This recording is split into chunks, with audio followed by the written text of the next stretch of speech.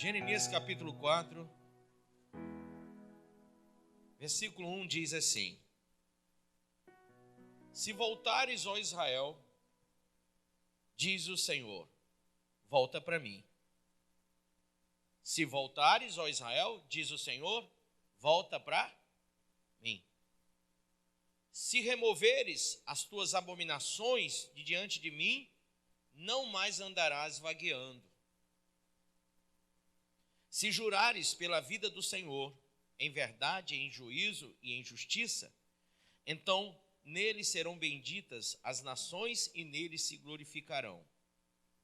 Porque assim diz o Senhor aos homens de Judá e Jerusalém: Lavai para vós outros campo novo, e não semeeis entre espinhos.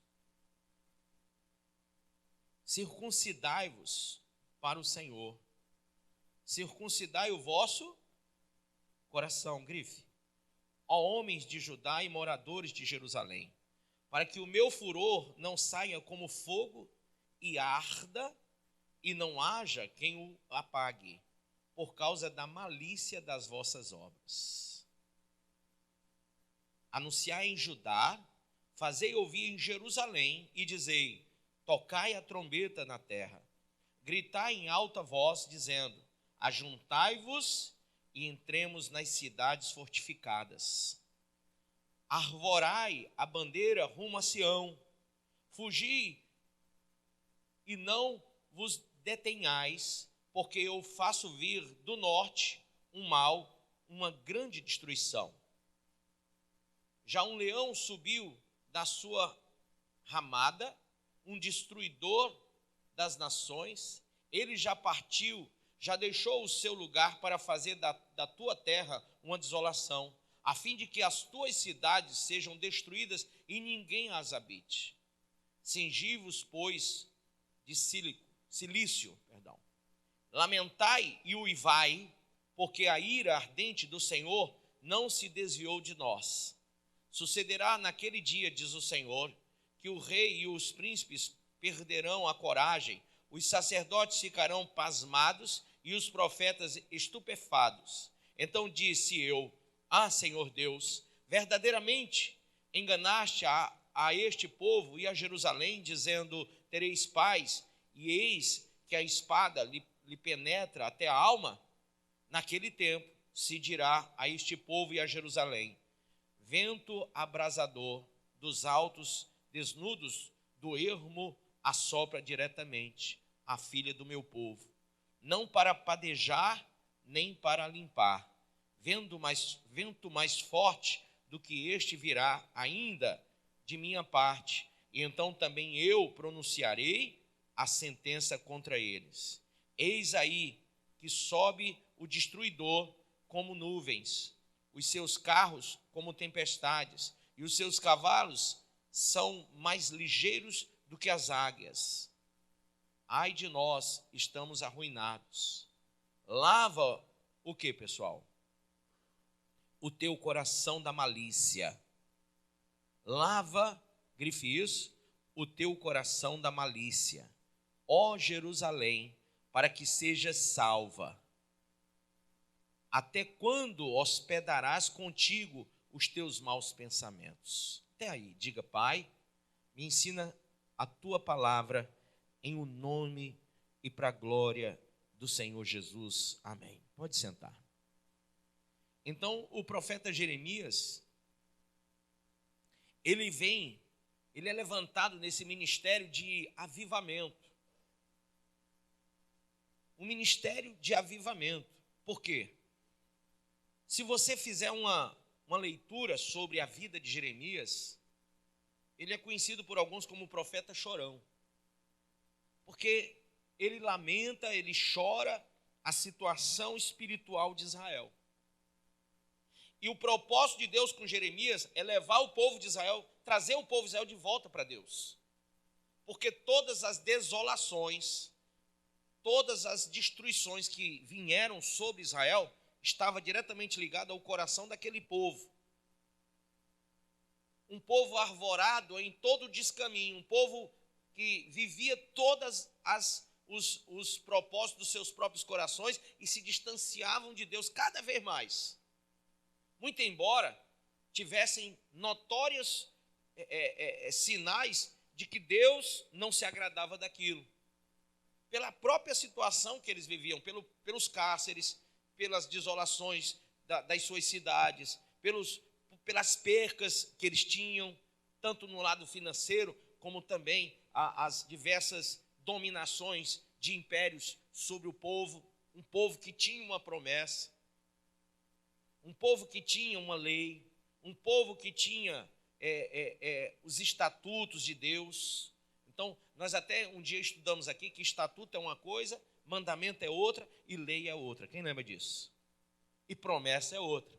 Então, eles tinham estatutos, promessas, leis e mandamentos. Eles tinham as 4 coisas, mas, na verdade, eles não tinham coisa nenhuma. Porque, para eles possuírem essas 4 coisas como fato, e não apenas como livro, e não apenas como uma frase dita ou falada por um profeta ou por um levita, um sacerdote, né? A lei, o sacerdote falava a lei, o profeta profetizava a promessa de Deus, né? O rei estatutava a nação, né? Havia estatuto, lei, e promessa e mandamento. Os patriarcas receberam os mandamentos do Senhor. Abraão recebeu o mandamento de Deus, né? Jacó recebeu, Isaac recebeu, José foi orientado pelo mandamento dado por Deus. Então todos eles tinham. E Moisés, então, nem se fala, porque os 10 mandamentos, o decálogo, foi escrito pelo dedo de Deus em tábuas e foi entregue nas mãos de Moisés. Mas eles já tinham mandamentos anteriores àqueles 10 mandamentos. Mandamentos que foram, então, postados como lei depois, se tornaram prática religiosa, se tornaram lei no meio de Israel, se tornaram, enfim, eles fizeram uma misturada, né? Então, eles começaram a misturar as coisas. E nessa coisa, nessa disfunção espiritual, nessa descoordenação, nessa falta de coordenação, o que eles alcançaram? Eles alcançaram um distanciamento de toda a compreensão de Deus. Porque no momento que você tem lei, mas você não entende a lei, você desobedece, você se torna fora dessa lei, né? E um fora da lei é preso, é aprisionado. É o que eles viviam, aprisionados pelos os diversos reinos, né? Quando você tem estatutos, mas você não os compreende, você não os pratica. E quando você não põe em prática, você também não está tendo uma coordenação pessoal ou uma coordenação espiritual. Quando você tem mandamentos e você não os pratica, você está em desobediência aos mandamentos. E toda desobediência ao mandamento divino era maldição. Quando você tem promessa, mas você tem a promessa que está lá, mas você não tem o fato da promessa, porque ela não se cumpre por causa das 3 coisas anteriores: leis não cumpridas, mandamentos não exercidos e estatutos não vividos. Então, essa era a realidade que Jeremias está mostrando. E aí, quando ele diz: se voltares, ó Israel, diz o Senhor, volta para mim. Porque não adianta só você se voltar para o livro da lei, se voltar para o estatuto, se voltar para o mandamento, se voltar para a promessa, como muita gente é voltado para a promessa, quer as promessas de Deus, quer as bênçãos de Deus, porém, não voltou para o Senhor. Primeiramente, o homem tem que voltar-se para Deus, tem que dobrar o seu joelho e reconhecer o senhorio de Deus na sua vida. Começa tudo quando você o chama de meu Senhor e meu Rei, meu Salvador. Quando você começa a colocar essa visão do Deus soberano, do Deus criador, do Deus salvador, do Deus redentor. Quando você tem essa visão de Deus e o coloca na sua vida, na instância que ele merece estar, aí você começa a dizer: bom, já que eu estou declarando que Deus é tudo isso, e todo mundo declara, mas não vive, eu tenho que agora estatutar a minha vida, eu tenho que deixá-la coordenada a Deus, eu tenho que ver o mandamento do Senhor para mim, quais são as suas ordens, porque quando a gente pratica a religião, há coisas que são chamadas doutrinas hoje, que no passado eram leis levíticas, lembra disso? Leis levíticas, que coordenavam o sacerdócio, Então, todo o culto a Deus era regido pelas leis dos levitas. É tanto que em Cristo essas leis foram abolidas por causa da nova aliança, né? Mas eles tinham isso como forma. Então, quando você volta-se para Deus, você começa a entender o seu afastamento. Peraí, eu me afastei de leis, eu me afastei de mandamentos, eu me afastei de estatutos e eu não cumpri os mandamentos. Então eu estou totalmente errado. Há uma ausência de Deus na minha vida, não porque Deus se ausentou, mas porque eu me afastei. E quando Israel se afastou, Deus também não pôde exercer nada na vida de Israel. Deus não quis até, não é que não pôde, é que ele não quis. Porque já havia Deus falado a eles que se eles cumprissem leis, mandamentos, estatutos, conforme Deus ordenara, Deus iria abençoar. Se não, não. Se não, seriam amaldiçoados, embora tivesse promessa. Esse é meu povo, povo que se chama pelo meu nome. Mas Deus, o mesmo Deus que chamou esse povo de meu povo e que se chama pelo meu nome, disse, se eles se humilharem, orarem, buscarem a minha face, converterem do seu mau caminho, aí é que eu vou ouvir a prece. Se não, não. Se atentamente ouvir a minha voz, tudo bem, vai ser abençoado. Se não ouvir, vai ser amaldiçoado. Então Deus já tinha mostrado ao povo qual era a forma de serem de Deus. E lá no passado eles não quiseram saber. Todo o Antigo Testamento, Deus está chamando o povo de volta para si. Volta, volta, volta, volta. E o povo ficava indo e voltando, indo e voltando. Ia e voltava, ia e voltava. Conforme o andar da carruagem. Era como? Estava lá no Egito, chibata no meio do mundo, apanhando chicotada nas costas, sofrendo, comendo o pão que o diabo amassou. Oh, Deus, Deus de Abraão, Deus de Isaac, Deus de... Aí começava, clamor. Aí Deus ouve o clamor desse povo, pega Moisés, tira esse povo do Egito, leva para uma terra que mana leite e mel. Quando eles chegam lá, o que é que eles fazem? Eles simplesmente se afastam de Deus de novo. Na verdade, antes mesmo de chegar nessa terra, no meio do deserto, eles também se afastaram de Deus. O deserto tem um significado próprio. As regiões desérticas, elas tiveram que ser vividas por Israel, porque no meio dessas regiões, o clima nessa região era muito propício à humilhação do povo. O povo tinha que se humilhar para que Deus pudesse abençoá-los lá, porque não tinha nada lá para manter uma nação. Eles ficaram no meio do nada.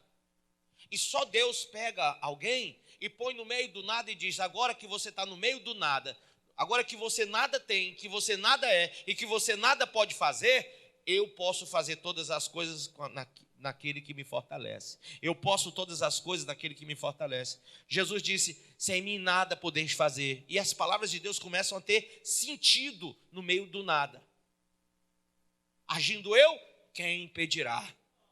Então todos são palavras de fé que reverberavam no ouvido do povo no meio da situação desértica. Eles estivessem lá no meio do Líbano, né? Tivesse ali com árvores frondosas, frutíferas e um campo verdejante, eles nem iam ligar para Deus. Eles não iam ligar porque eles tinham tudo o que eles precisavam. Mas na precisão, todos os dias eles tinham que se humilhar e dizer, Deus, manda o maná, que nós estamos com fome. Aí descia o maná. Eles comiam. Aí no outro dia, não tinha nada mais. Porque o maná era diário. E aí eles tinham que clamar de novo. Irmãos, 40 anos. Presta minha atenção nisso. Por que Deus pegou e fez eles ficarem nessa dependência 40 anos? 40 anos de igreja no deserto. 40 anos de dependência. 40 anos em que eles tinham que clamar para comer, para terem as coisas. Por que Deus fez isso? É porque Deus é mau e levou eles para o local desértico? Não. Deus queria que eles se tornassem uma nação obediente, uma nação fervorosa, uma nação forte, uma nação que representasse Deus, uma nação que se chamava meu povo, povo que se chama pelo meu nome. Então Deus botou eles no deserto para eles se tornarem maduros, espirituais. E Deus não poupou esforço para que isso acontecesse, porque os ensinamentos de Deus já começaram lá no Egito, mostrando que ele era Deus. 10 pragas sobre o Egito. Quero ver se Faraó não vai soltar vocês. Mas mesmo, a Bíblia diz que Deus, ele enrijeceu o coração de Faraó. Exatamente. Deus é soberano, irmão. Ele diz, não solta. E aí manda Moisés dizer, vai lá e diz para ele soltar. Mas Deus já disse, não solta. Porque no plano de Deus, aquele povo não podia sair na primeira praga, no primeiro pedido, na primeira oração, no primeiro clamor. Você imagina se Moisés chegasse lá e dissesse, solta o povo de Israel, solta essa nação. E Faraó, tá bom, leva, estou nem aí, leva. O que eles tinham aprendido com isso? Nada. Então Deus enrijeceu o coração de Faraó para que eles ficassem naquela, não deixou? O negócio vai pesar, o bicho vai pegar. Agora eu quero ver se Deus é Deus. E Deus foi e mandou a primeira praga, e aí Deus mostrou ser Deus. E Faraó pegou e disse, não deixo. Veio a segunda, Deus mostrou de novo. Veio a terceira, Deus está mostrando de novo. Veio a quarta, Deus está mostrando. Deus está pregando para o seu povo, porque foram 400 anos de escravidão sem poder ouvir quem era Deus. Eles só ouviram falar do Deus de Abraão, mas nunca eles tiveram realmente um contato direto com esse Deus. Foi só eles clamarem ao Deus vivo e não aos deuses do Egito que a coisa começou a acontecer.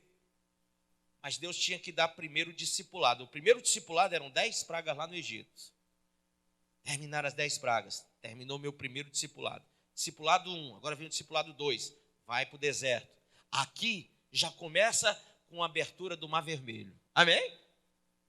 Por que clamas a mim? Estende a tua mão, toca com a tua vara esse mar e abre, parte o mar ao meio. E assim Moisés fez. As águas se abriram e naquela hora, qual era a visão de Deus? Era que abrisse o mar? Não. Era que abrisse a mente do povo. É que o coração do povo se abrisse. É que nem o pessoal diz, por que Deus pediu a Abraão o filho Isaque? Deus queria tanto essa oferta? Não, Deus queria o coração de Abraão. E o coração de Abraão estava sendo medido pela oferta que ele estava entregando. Pelo o que ele estava despendendo ou se desprendendo para dar para Deus. Não negaste o teu filho, Isaque. Agora eu sei que tu me temes.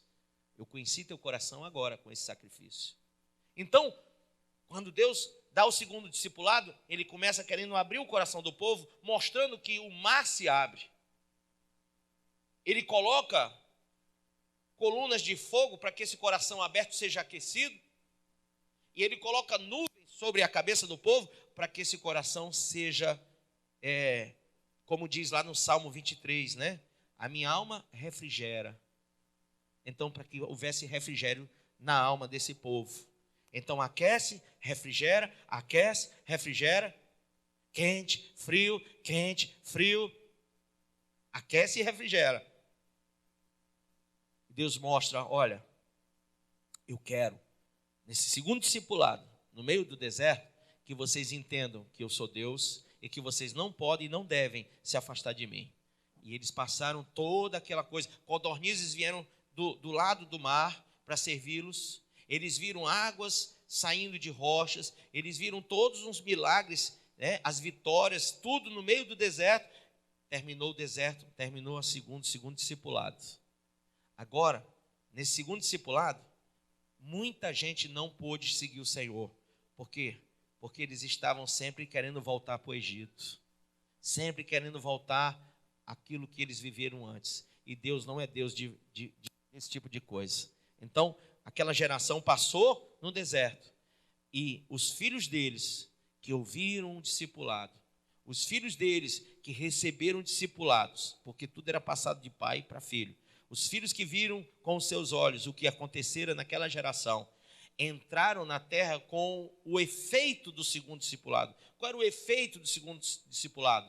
A sabedoria. Qual é o princípio da sabedoria? Temor.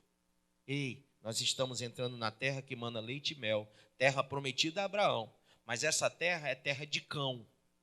Opa, terra de cão? Tu está indo para a terra de cão, descendente de Noé, filho de Noé. Lá, aquele povo, aquelas nações são amaldiçoadas. De lá, você não vai querer coisa nenhuma. Já começa por Jericó. Não pega nada de lá, porque nada ali é bom. Aí, Acã vai e pega.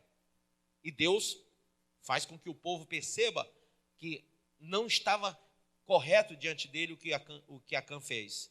Acã foi destruído por causa do seu erro. E ali vem o início do terceiro discipulado. Quando Deus diz não é não. Quando ele diz sim é sim. Por isso que a palavra do cristão é sim, sim, não, não. Sempre. Não tem meio termo. Não tem meio termo. Então, o primeiro discipulado, o terceiro discipulado começa mostrando que a água do Jordão se abre. Começa mostrando que o que Deus amaldiçoou, o homem não toque. E eles começam a caminhar, vencendo batalhas, mas passando por tribulações. Tribulações porque conquistar não é fácil. Depende realmente de pessoas com o coração movidos por Deus. E aí eles estavam ali, já absorvendo o primeiro discipulado, o segundo discipulado, sabendo quem eles estavam representando naquela terra. Havia uma promessa a Abraão, mas havia também uma promessa de Noé aos seus filhos Sem e Jafé. E os dois eram aquelas nações ali. Os dois.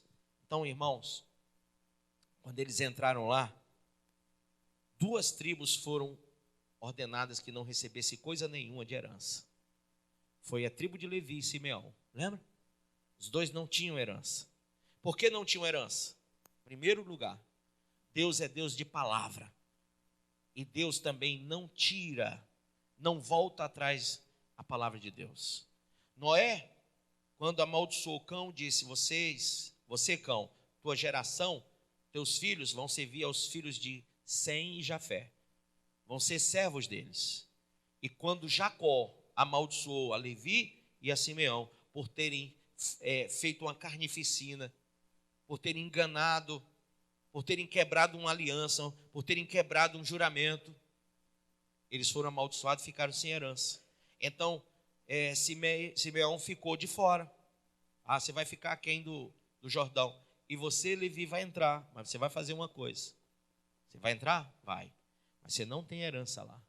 Você foi amaldiçoado. Nessa terra aí, você não tem herança. Nenhuma.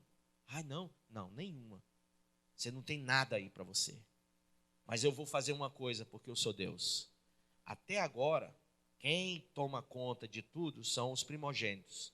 Mas quem vai assumir agora é a tribo de Levi, o sacerdócio. Meu sacerdócio agora vai ser da tribo de Levi.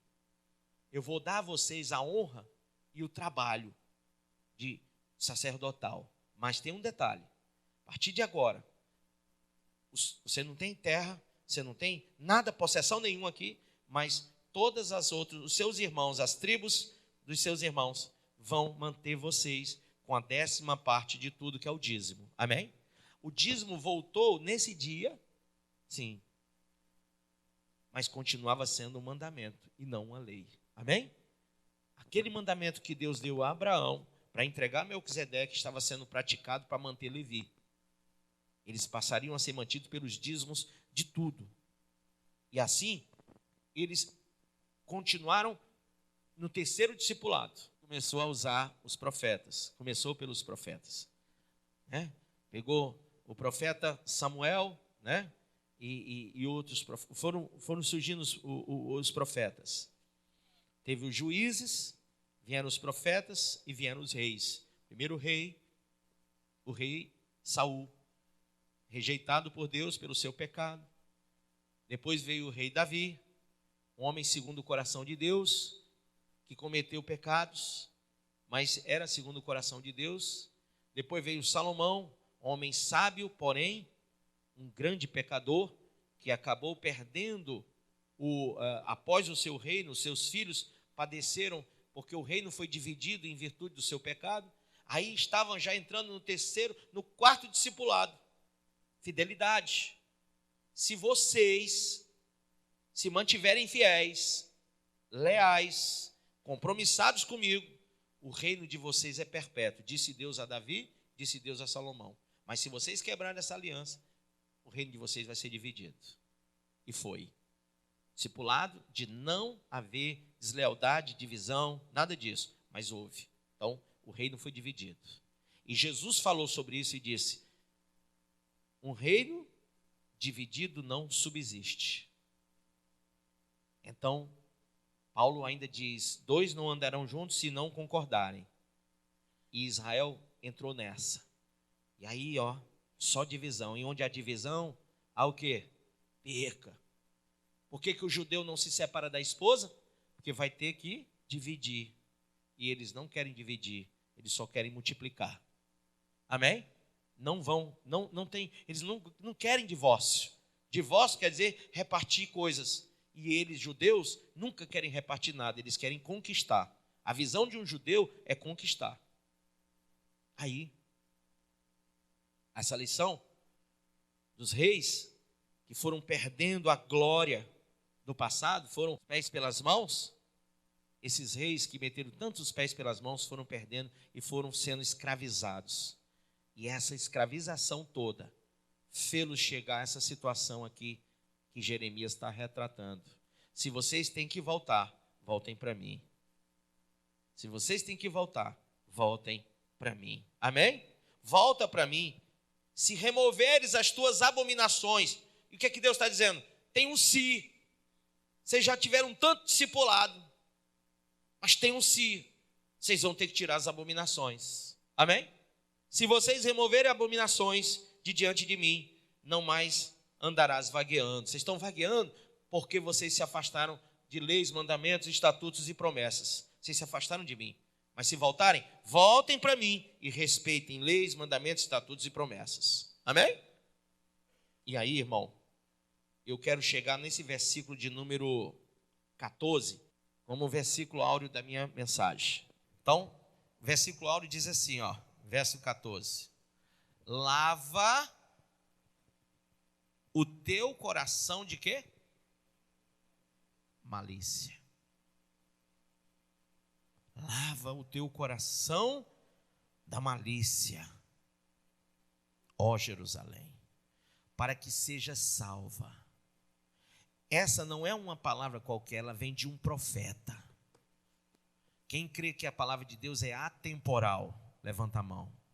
Então ela não é só para esse momento aqui de Israel, ela vem ecoando, reverberando de geração em geração, de nação em nação, de reino em reino, de povo em povo, e vai chegar até os cristãos do século 21.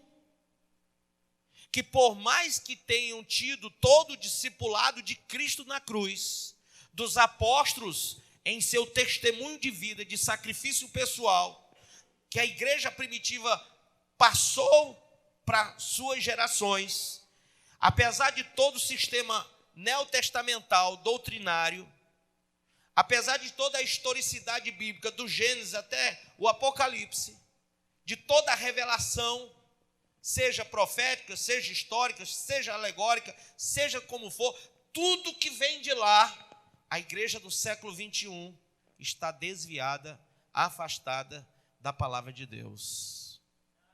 E olha que a palavra de Deus na época do povo lá, escrita, ela era muito rara. Poucos podiam mantê-la, estar com ela nas mãos. Sacerdotes manuseavam pergaminhos. Mas Deus, Ele utilizou no período medieval da igreja,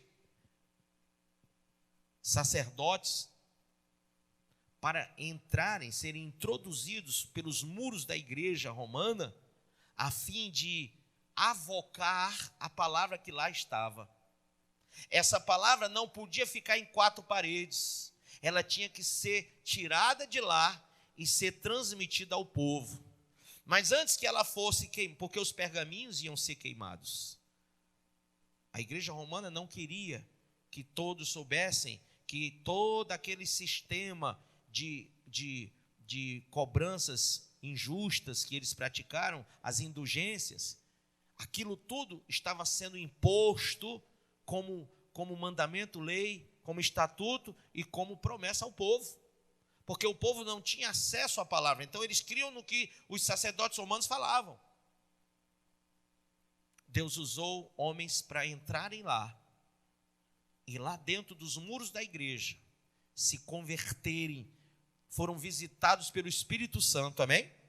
E o Espírito Santo usou esses homens para traduzirem e arrancarem, saquearem do inferno, daquelas quatro paredes, de uma denominação romana e não cristã, envolvida com um paganismo disfarçado e não com o cristianismo que foi pregado pela igreja primitiva.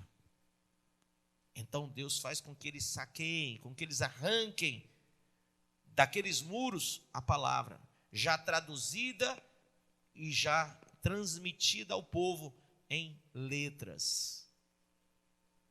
E isso custou a vida de vários homens que foram esquartejados, que foram degolados, que foram queimados vivos, para poder essa palavra, esse estatuto, essa lei, esse mandamento, essa promessa, chegar aqui na sua mão. Ela chega aqui com um preço de sangue, com muito derramamento de sangue. Essa palavra que é todos os dias aviltada novamente, porque os homens não se achegaram ao Deus dessa palavra. As pessoas, elas conseguem até frequentar uma igreja, mas elas não conseguem chegar em Deus. E por isso o coração delas é um coração turbulento, inconstante. Muitas vezes podemos usar a palavra incoerente, porque não há coerência em você declarar uma coisa e depois desfazer o que declarou. Senhor, a minha vida é tua, usa-me. Depois, Senhor, a vida não é mais tua, é minha, sou eu que vou usar.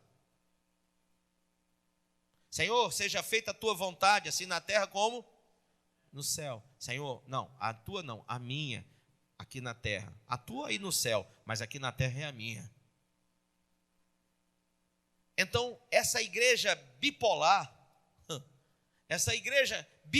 que ora é espiritual e ora é carnal, que ora é fiel e ora é infiel, que ora está na luz e ora está nas trevas, é a igreja do século 21.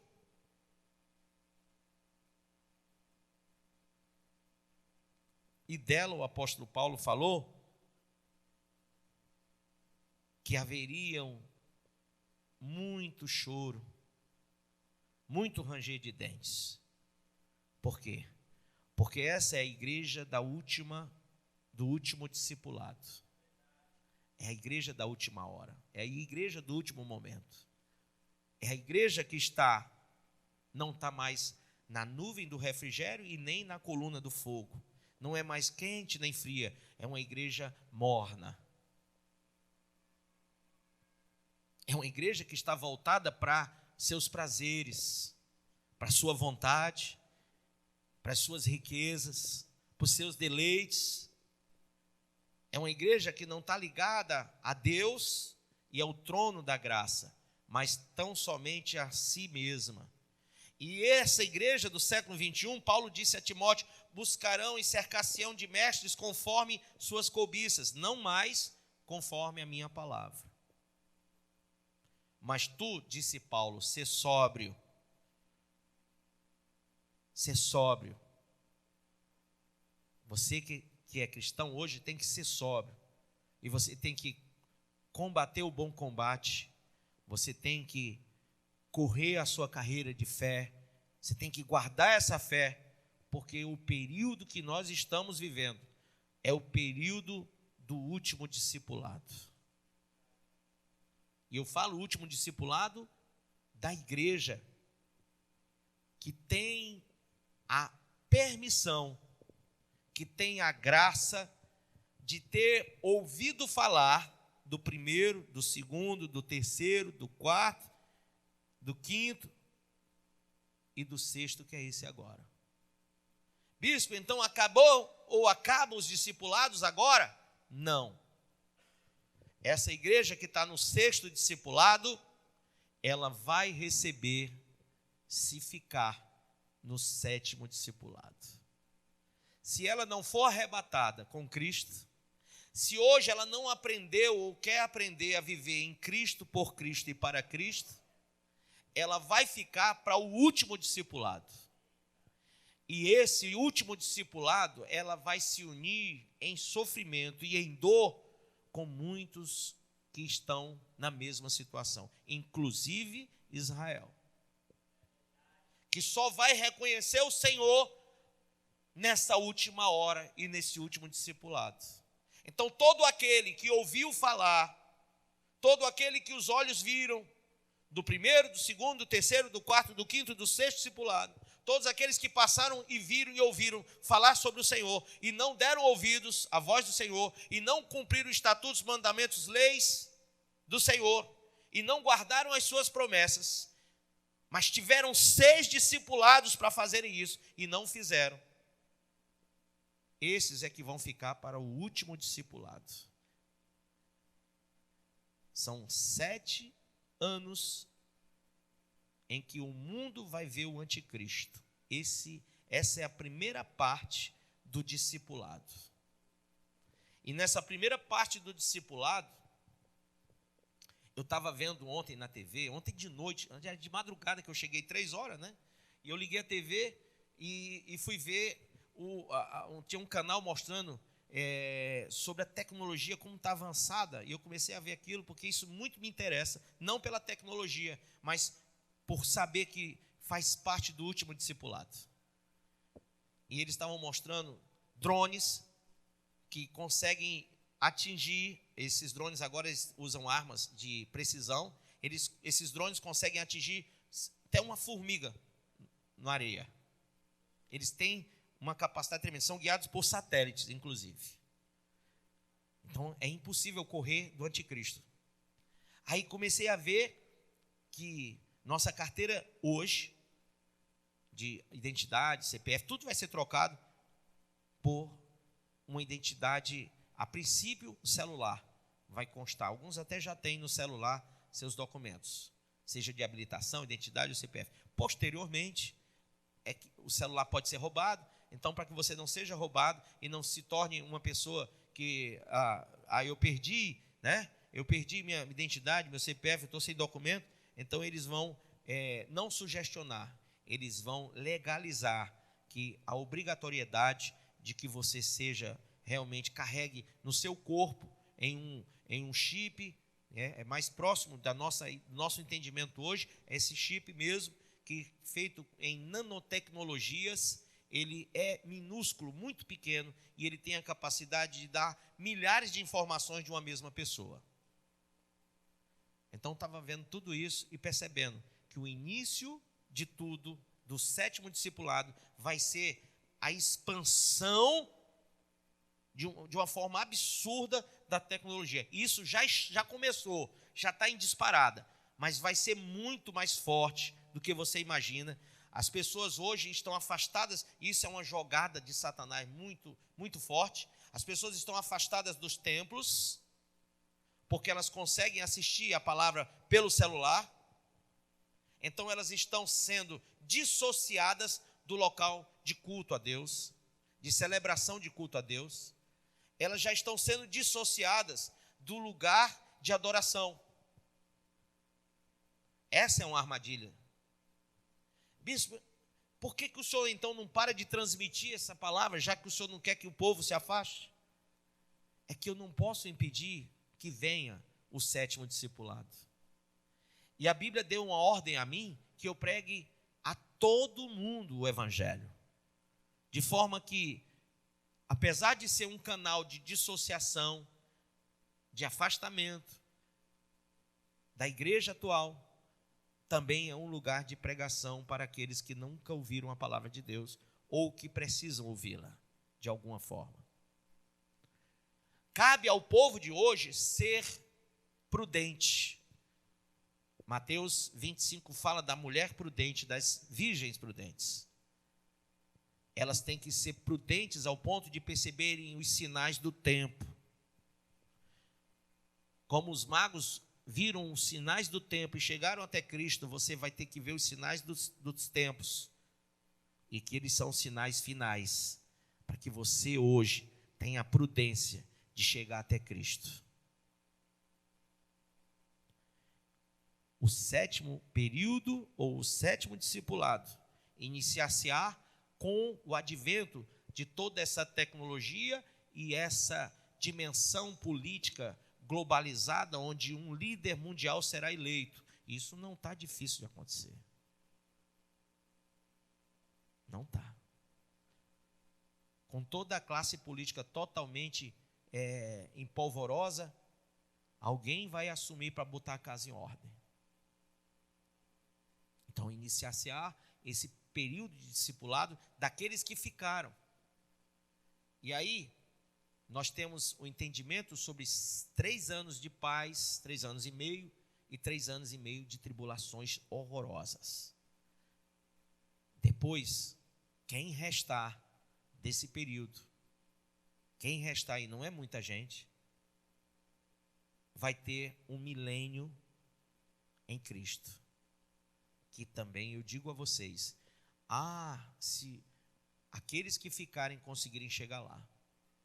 Porque durante 7 anos o anticristo vai fazer de tudo para matar todos aqueles que podem e querem não negar a Deus.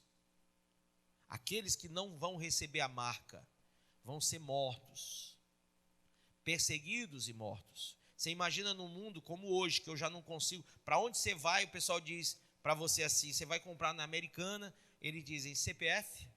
Você vai no posto de gasolina, você tem o DOTS. E hoje, toda vez que você compra, você está atualizando a sua posição no mundo todo.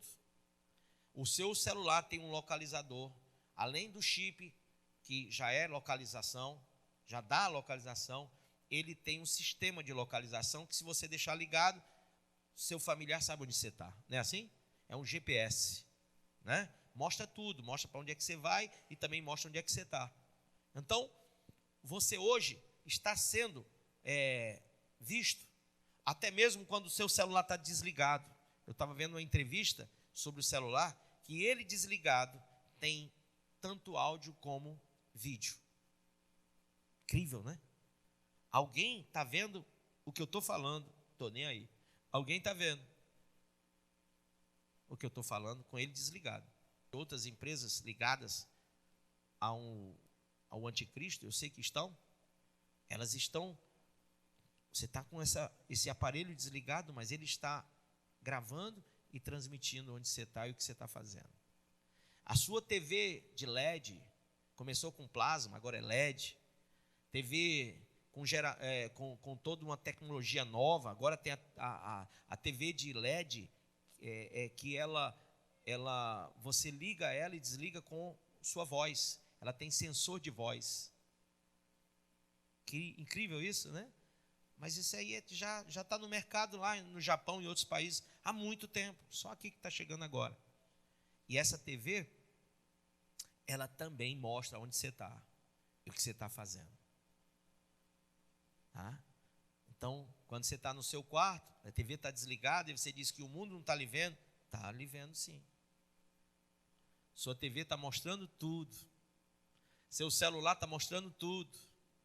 E você está sendo visto por tudo, está sendo registrado toda a sua vida ali. Você não só é encontrado, mas você é visto e ouvido. Imagine quando o anticristo vier, com toda a expansão tecnológica que já está posta, com tudo o que já está sendo mostrado, com tudo que está avançando em franca expansão. Imagine quando ele vier, como o negócio vai ficar mais robusto ainda, para que ninguém consiga fugir da vista dele, dos projetos e planos satânicos que ele tem.